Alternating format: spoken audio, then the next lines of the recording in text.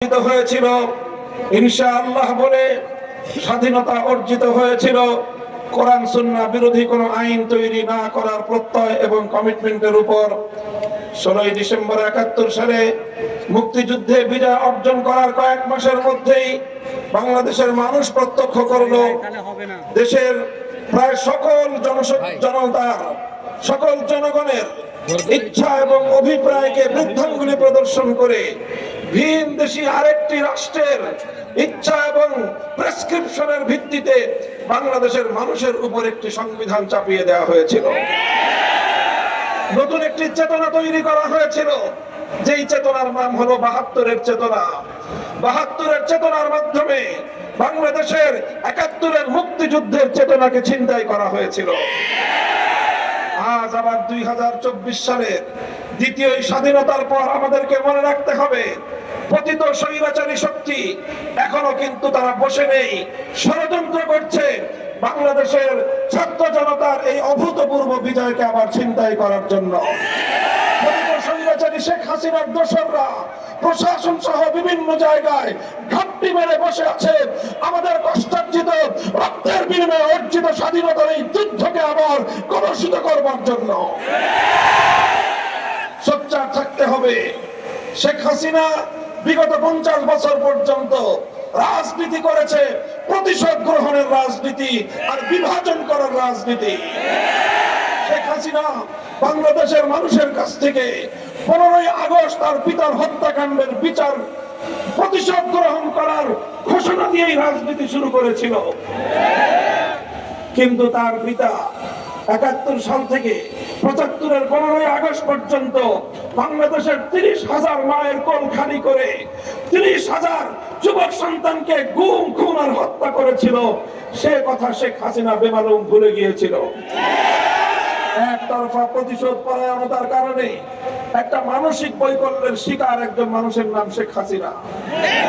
আমি বলি, আওয়ামী লীগের নেতৃবৃন্দের বিচার হওয়া উচিত শুধু এই কারণে যে এইরকম একজন মানসিক প্রতিবন্ধী সাইকো রোগীকে এত বছর ধরে এদেশের মানুষের কাঁধের উপর তারা বসিয়ে রেখেছিল।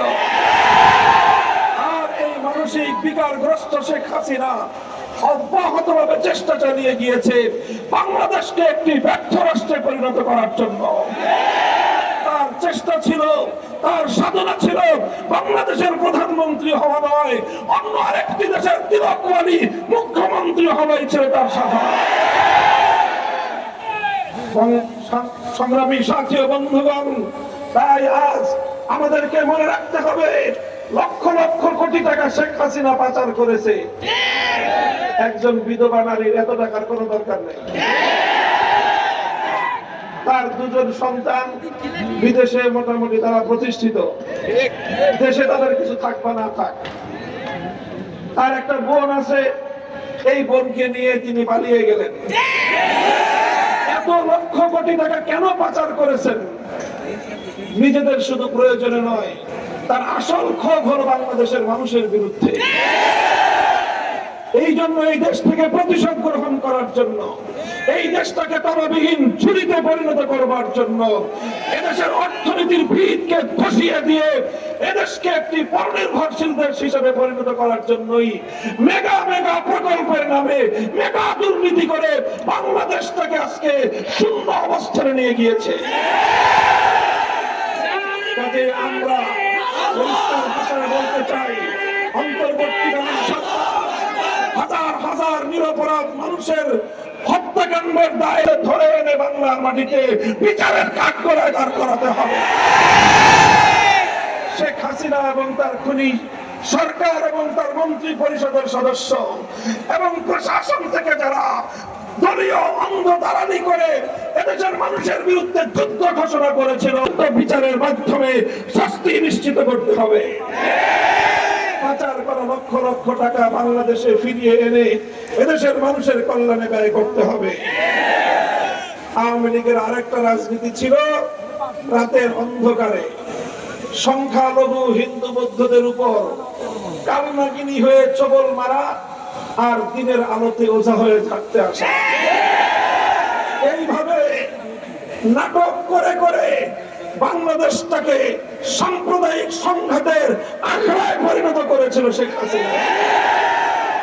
এখন আর সেই নাটকের কলা কুশীলবরা নাই। এই জন্য বাংলাদেশের সংখ্যালঘুরা এখন নিরাপদে, এখন নিশ্চিন্তে আছেন ইনশাআল্লাহ। এদেশে এখন ইসলামের জোয়ার বইছে। আগামীর বাংলাদেশ হবে ইসলামের বাংলাদেশ, আগামীর বাংলাদেশ হবে খেলাফতের বাংলাদেশ। ধর্ম বর্ণ ভিন্ন মত সবার জন্য খেলাফত।